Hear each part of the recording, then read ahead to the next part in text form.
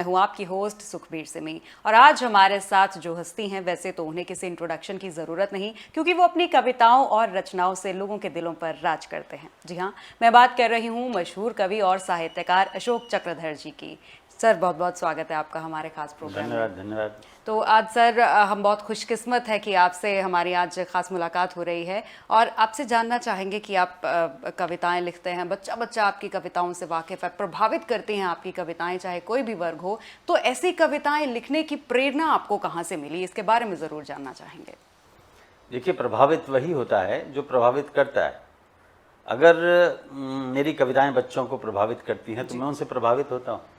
निश्चित रूप से मेरी कविताओं का मुख्य केंद्र बच्चे होते हैं और वे भी होते हैं जो उम्र में बड़े हैं लेकिन बच्चे होते हैं। अच्छा, बहुत बड़े हो जाते हैं तो सुपर बच्चे हो जाते हैं।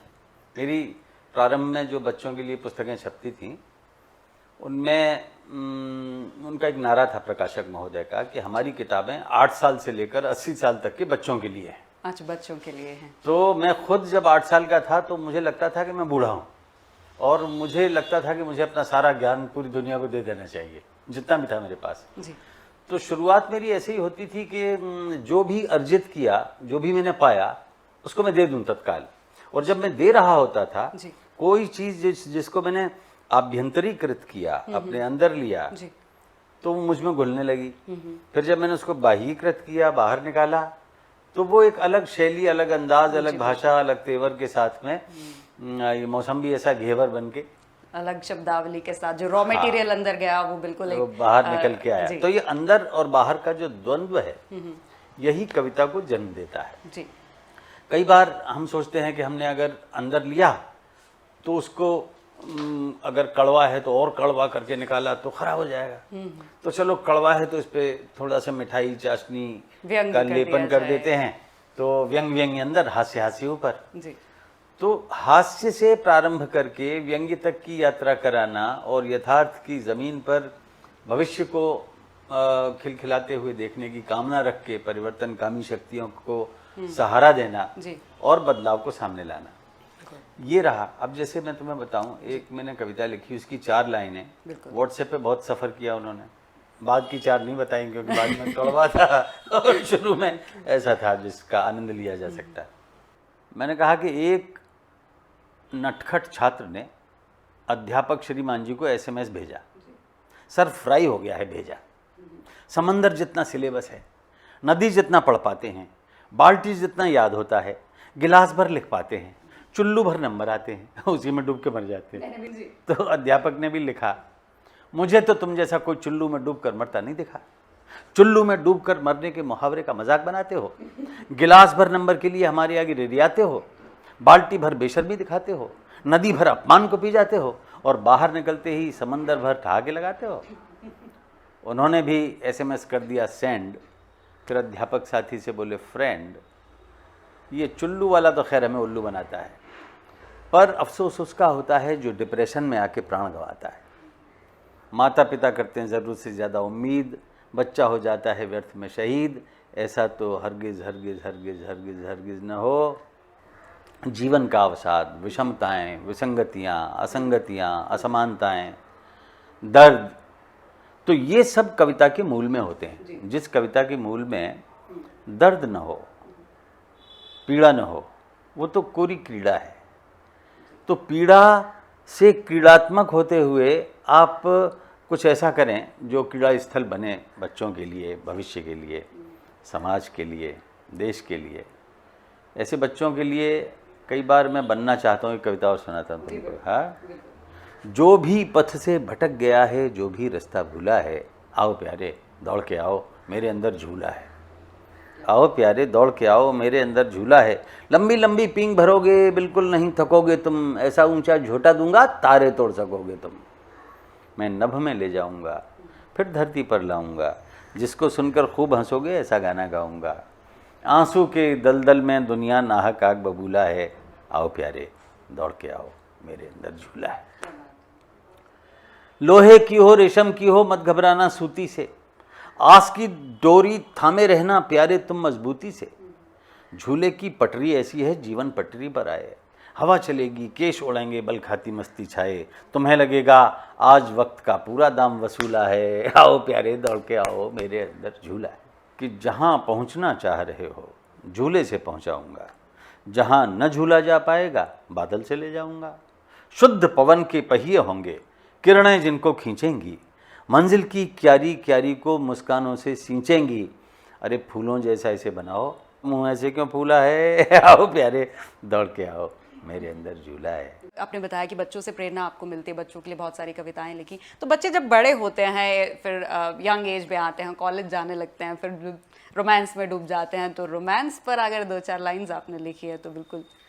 एक अदद दिल धड़कता है, एक अदद दिमाग सोचता है, क्या करूं करूं, धड़कन बंद करूं कि दिल को खोलूं दिमाग को खोलूं।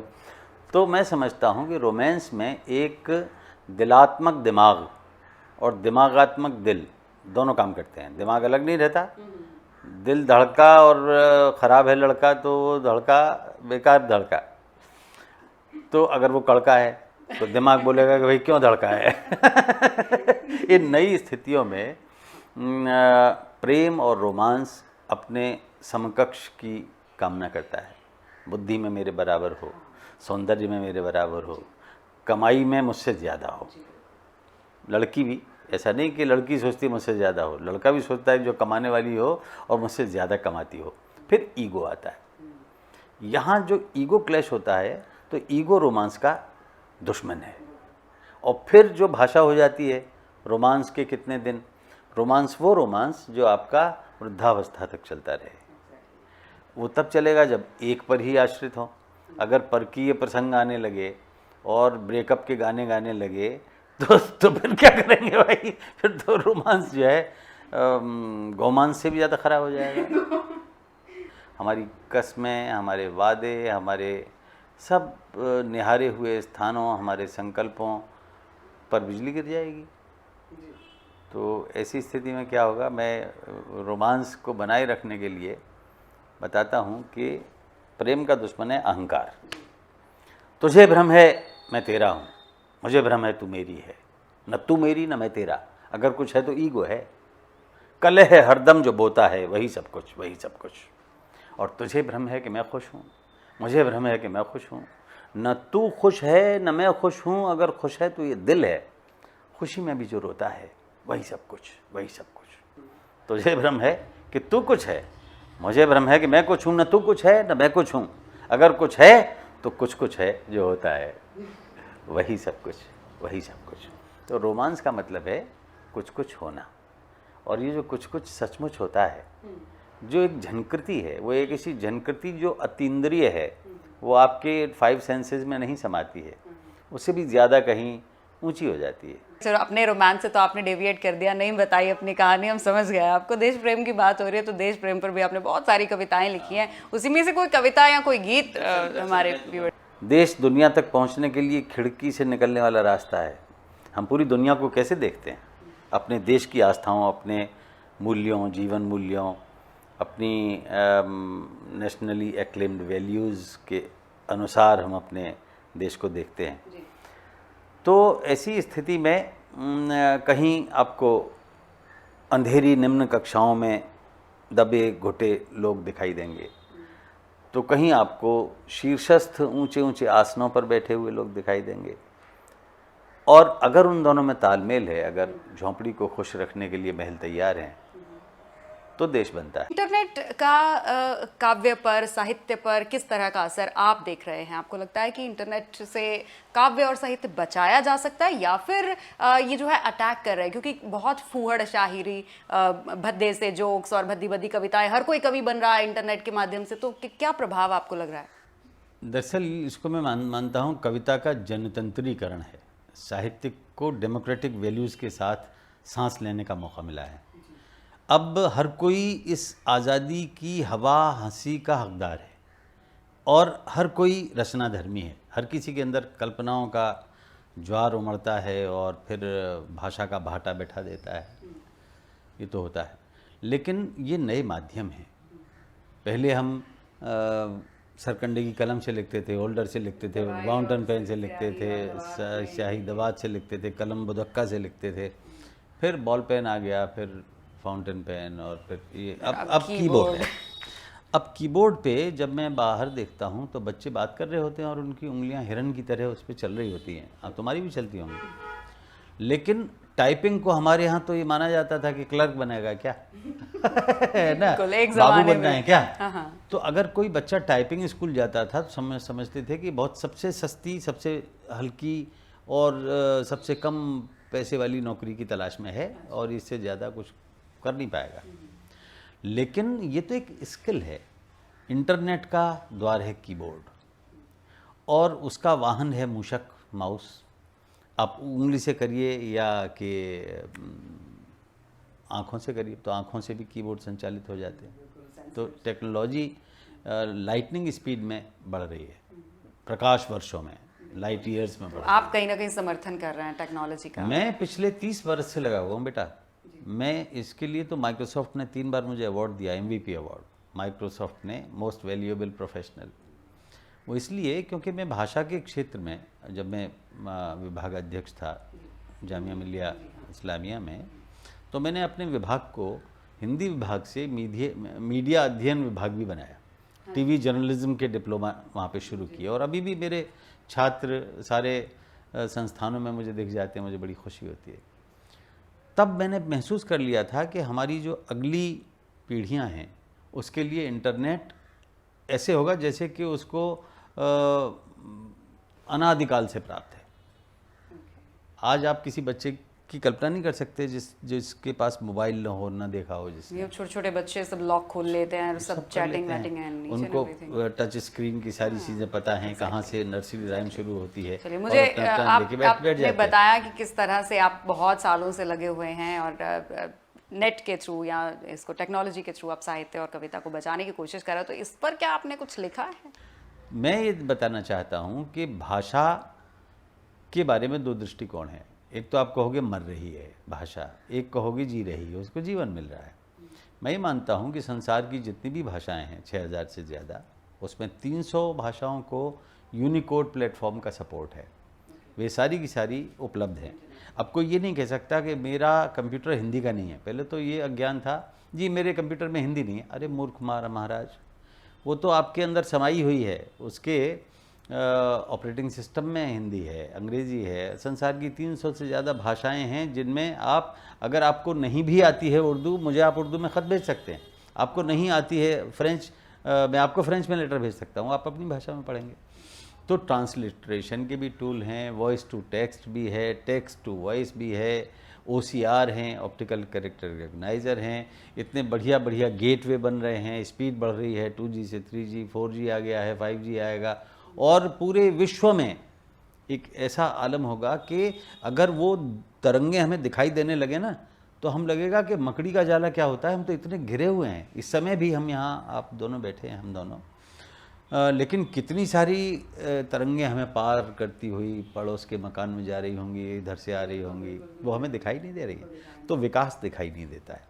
इंटरनेट का विकास हमें सिर्फ सोशल मीडिया के हल्के फुल्केपन पर अटका के छोड़ देता है। वो ये नहीं जानता कि अगर यही विकास गांव-गांव तक पहुंचेगा और अब डिजिटल ट्रांजैक्शन भी ग्रामीण बालाएं करने लगेंगी और हमारे बच्चे ऑनलाइन लेक्चर्स ले पाएंगे, प्राइमरी पाठशालाओं में एक बढ़िया सा टैबलेट होगा या बढ़िया प्लाज्मा होगा जिस पर हम पढ़ पाएंगे, तो इंटरनेट पर होने वाली साहित्यिक गतिविधियों से घबराने की बात आवश्यकता नहीं है। पहले क्या होता था, साहित्य में वृक्ष होते थे, हम कहते थे नींबू का है, ये संतरे का है, छोटे छोटे वृक्ष हैं। बड़ा है तो बरगद का है, साहित्य में बड़ा हो जाए तो बरगद है, फिर कहते थे जी इसके नीचे कुछ नहीं हो पाएगा। लेकिन आजकल क्या है कि साहित्य की फसल हो रही है। ये ह्यूमर की फसल है, ये सटायर की फसल है, ये करुणा की फसल है, और हर कोई इसमें शामिल है। उसको दोहा लिखने के 13-11 का गणित नहीं आता, उसको बहर नहीं आती, शेर कहना नहीं आता, लेकिन दिल में कुछ तो है जो धड़कते हुए दिल से निकलता है। कितने सारे ग्रुप व्हाट्सएप पर हैं, कितने ट्विटर पर हर आदमी आमादा होता है कि हम आज कुछ ना कुछ ट्वीट कर ही दें।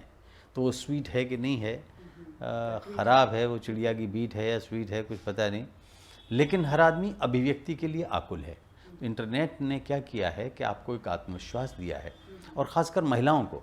जो एक घुटन में, संतरास में रहने के लिए बाध्य थीं, उनको एक ऐसा झरोखा मिला है जहाँ से वो कोई धोखा न दे, इस सतर्कता को बरतते हुए बात करती हैं, संवाद दोस्त बनाती हैं, चैटिंग करती हैं।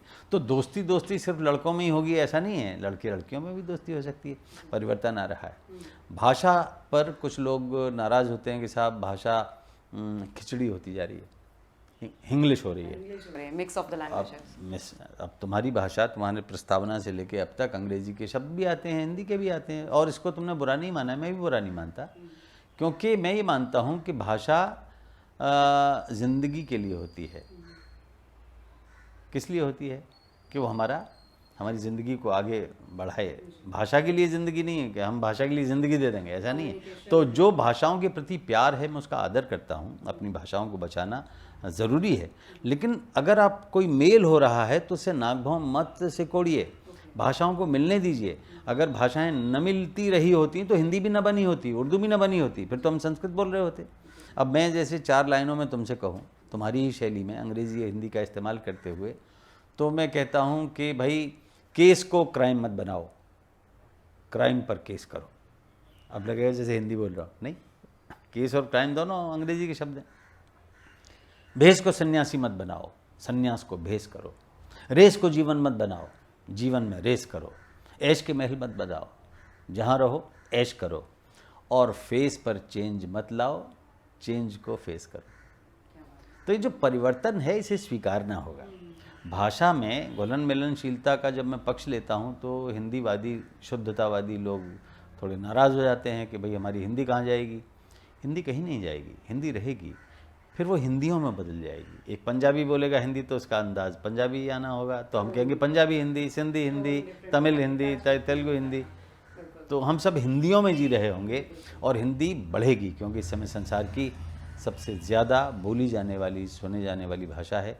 लिखने और पढ़ने की भी हो जाए तो बढ़िया हो जाए। जी बिल्कुल सर, बिल्कुल। टेक्नोलॉजी, उससे पहले बात हुई थी रोमांटिक कविताओं की, जो कि आपने सुनाई नहीं, आपने टाल दिया। मैं फिर वहीं पे आती हूँ तो लौट फिर के वहीं ले आती हो, ये बड़ा घपला है। बिल्कुल। देखो, रोमांस की बातें हम टहलते वक्त अपने हमउम्रों के साथ करते हैं। कोई बात नहीं सर, आपने कहा ना 8 से 80 साल के बच्चों के लिए, तो वो समझ लीजिए हम उम्र हैं। आप सुनाइए। मैं एक प्रेम कहानी सुनाता हूँ छोटी सी। बादल से बोली बदली, बादल से बोली बदली, ये उतावली नहीं भली, मुझे छोड़कर भागा जाता किस रास्ते अनजान गली। बादल बोला ओ बदली, मैंने राह नहीं बदली, तेज हवा ले जाए जिधर वो मेरी मंजिल अगली। बदली को आया गुस्सा, बादल को मारा घिस्सा, दुष्ट हवा कैसे लेगी मेरा हक मेरा हिस्सा। मुझको अपनी कहता है और संग हवा के बहता है। अरे वो तेरा कुछ भला करेगी, किस गफलत में रहता है। प्यासा मरुथल तरसेगा, तुझसे ही तो सरसेगा। अरे संग हवा के लगा रहा तो क्या सागर पे बरसेगा। मुझको अंग लगा ले तू, अपने संग मिला ले तू, हिला न पाएगा कोई भी, अपना वज़न बढ़ा ले तू। तो बदली जी को जमा गई, बात अकल की थमा गई, बाहें फैलाई बादल ने, बदली उसमें समा गई। और अंतिम दृश्य दिखाता हूँ तुमको कि दोनों गए प्रेम में डूब, दोनों मिलकर बरसे खूब, फिर कुछ दिन के बाद दिखी मरुथल में हरियाली दूब। दोनों मिलकर बरसे खूब, दोनों गए प्रेम में डूब। जी चलिए, यहाँ रोमांस की बात हमने आपसे कर ली, आपकी इंस्पिरेशन की बात कर ली, बच्चों के लिए बात कर ली और बहुत सारी बातें कर ली। और युवाओं के लिए कोई मैसेज मैं आपकी तरफ से ज़रूर लेना चाहूँगी, बिकॉज़ जो अभी परिवेश चल रहे हैं देश में, जिस तरह से बहुत ज़्यादा ज़रूरत है हमारे नौजवानों को इंस्पायर करने की, कि वो भी ये अपना दायित्व समझें कि ये देश उनका है और उन्हें ही इसे आगे लेकर जाना है। तो उस परिक्षेप में कोई एक कविता। मैं मानता हूँ कि युवाओं को अवसर मिलने चाहिए। हम जिस देश में रहते हैं उसमें सर्वाधिक युवा हैं जी, और सर्वाधिक बुद्धि है, सर्वाधिक हृदय हैं, सर्वाधिक निर्माण हो सकता है, सर्वाधिक ध्वंस भी हो सकता है। तो जवानों उठो, जवानी दो, समय को नई रवानी दो, समय प्यासा हो पानी दो, समय मांगे कुर्बानी दो। लेकिन उस कुर्बानी से पहले हम उनको क्या दे रहे हैं ये देखें। हम उन्हें दें अच्छी शिक्षा, अच्छा रोजगार, उनकी योग्यताओं का अच्छा आकलन और उनको आगे की टेक्नोलॉजीज़ का ज्ञान तो फिर देखिए, जय जवान जय किसान जय विज्ञान सभी हमारा शानदार वैश्विक परिदृश्य बना देंगे। जी बिल्कुल। और हमारा जो तिरंगा है वो भव्यतम ऊंचाइयां प्राप्त करेगा। जी बिल्कुल। तिरंगे से बात याद आई, तिरंगे का महत्व मुझे लगता है तिरंगे बच्चे लहराते तो हैं ही जब होता है हमारा स्वतंत्रता दिवस, गणतंत्रता दिवस, लेकिन महत्व कितने बच्चे जानते हैं? बहुत ही कम लोग हैं जिनको तिरंगे का महत्व पता नहीं, है। मैंने तो स्वयं देखा कि जो झंडा बेचती हुई एक कन्या थी, जी 50 रुपए में झंडा बेच रही थी। मैंने खरीदा, मैंने भी सोचा उसको कितना अर्थ मालूम है इस झंडे का।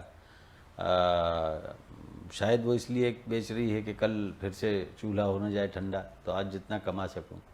तो ये झंडा वो है जिसने कि हमको अस्तित्व में लाने का अवसर दिया है, आने का अवसर दिया है। मैं तुम्हें एक अंतिम तौर पे जी एक गीत सुना देता इसी हूँ। का मैं इंतजार कर रही थी, आप गीत कब सुनाएंगे? जी चलो, गा के नहीं सुनाऊंगा, गाया है वो विनय चंद मौदगल्य जी के नेतृत्व में बच्चों ने गाया है। जी सारे वतन का प्यारा, नयनाभिराम न्यारा, संसार भर में ऊंचा झंडा रहे हमारा। गाता गगन में हरदम, अमनो अमा की सरगम, हम शांति के पुजारी पर शक्ति में नहीं कम। समता स्वतंत्रता का, सद्भावना का संगम, आकाश में लहराए अपना तिरंगा परचम। कुर्बानियों से पाया रंग इसने केसरी है, देश शांति का संदेशा वो श्वेत सुरसरी है। 24 चक्र किरणों में एकता भरी है, और मेहनत के रंग से इसकी रंगत हरी भरी है। सारे वतन का प्यारा, नयनाभिराम न्यारा, संसार भर में ऊंचा झंडा रहे हमारा। संकल्प सूर्य है ये, तप तेज की निशानी, कहता पहर पहर कर बलिदान की कहानी। हो शान कम न इसकी, ये आन है निभानी, तन मन निसार इस पर कुर्बान जिंदगानी। सारे वतन का प्यारा, नयनाभिराम न्यारा, संसार भर में ऊंचा झंडा रहे हमारा। जी बहुत बढ़िया। जो तीनों रंग हैं झंडे के, क्या वो महत्व रखते हैं, क्या कहते हैं वो तीन रंग, आपने बहुत ही सरलता से ये सभी को समझाया, सभी को संदेश दिया। तो आज बहुत बहुत शुक्रिया सर हमारे शो में आने के लिए। तो इसी के साथ इस प्रोग्राम में फ़िलहाल इतना ही। इसी के साथ मुझे दीजिए इजाज़त।